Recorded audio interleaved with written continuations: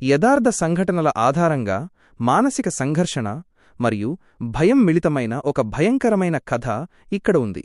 నిశ్శబ్ద సాక్షి, ఒక చీకటి గది కథ. ఇది కేవలం దెయ్యం కథ మాత్రమే కాదు, ఒక కుటుంబం ఎదుర్కొన్న భయంకరమైన సమస్యల సమాహారం. ఈ సంఘటన అనంతపురం జిల్లాలోని ఒక పాత ఇంట్లో జరిగింది. ప్రారంభం. శ్రీధర్ ఒక మధ్యతరగతి వ్యక్తి. తక్కువ ధరలో వస్తుందని ఊరి చివర ఉన్న ఒక పాత పెద్ద ఇంటిని కొన్నాడు. తన భార్య లక్ష్మి 5ఏళ్ల కూతురు చింటూతో కలిసి ఆ ఇంట్లోకి మారాడు. వెళ్లిన మొదటి రోజే వారికి ఆ ఇంట్లో ఏదో తేడాగా ఉన్నట్లు అనిపించింది. ఎదురైన సమస్యలు. ఇంట్లోకి మారిన వారం రోజుల నుండే సమస్యలు మొదలయ్యాయి. రాత్రిపూట వంటగదిలో గిన్నెలు పడుతున్నట్లు పెద్ద శబ్దాలు వచ్చేవి. వెళ్లి చూస్తే అన్నీ సక్రమంగానే ఉండేవి.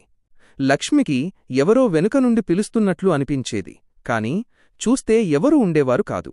అన్నిటికంటే భయంకరమైన విషయం ఏమిటంటే, చిన్నపాప చింటూ గాలిలో ఎవరితోనో మాట్లాడుతుండేది. ఎవరితో మాట్లాడుతున్నావు అని అడిగితే అక్కడ ఒక అక్క ఉంది, ఏడుస్తోంది అని చెప్పేది. ఆ రాత్రి భీభత్సం. ఒక అమావాస్య రాత్రి ఇంట్లో కరెంట్ పోయింది. శ్రీధర్ క్యాండిల్ వెలిగించడానికి ప్రయత్నిస్తుంటే పడకగది నుండి లక్ష్మి గట్టిగా అరిచింది. శ్రీధర్ పరుగెత్తుకుంటూ వెళ్లేసరికి లక్ష్మి గాల్లోకి ఎత్తబడినట్లు ఉండి గోడకు బలంగా కొట్టుకుంది. చింటూ భయంతో ఏడుస్తూ మూలన కూర్చుని ఉంది.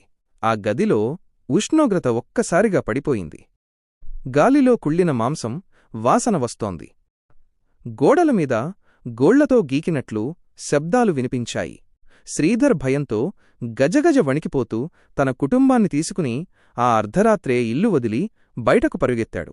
భయంకరమైన నిజం. తర్వాత ఊరి పెద్దల ద్వారా శ్రీధర్కు ఒక చేదు నిజం తెలిసింది. ఆ ఇంట్లో 10 ఏళ్ల క్రితం ఒక యువతి వరకట్న వేధింపుల తట్టుకోలేక ఆత్మహత్య చేసుకుందట.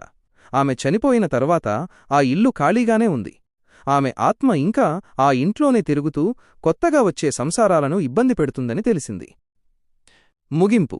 శ్రీధర్ ఆ ఇంటిని అమ్మేసి వేరే చోటికి వెళ్ళిపోయాడు. కాని ఇప్పటికీ ఆ పాత ఇల్లు అలాగే ఉంది.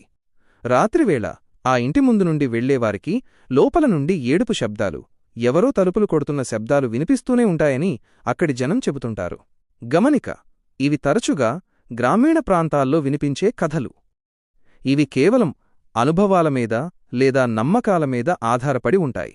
మీకు ఇలాంటి పల్లెటూరి నేపథ్యంలో ఉండే మరిన్ని యథార్థ గాథలు కావాలా? లేక ఒక ప్రయాణంలో జరిగిన భయానక సంఘటన గురించి వ్రాయమంటారా?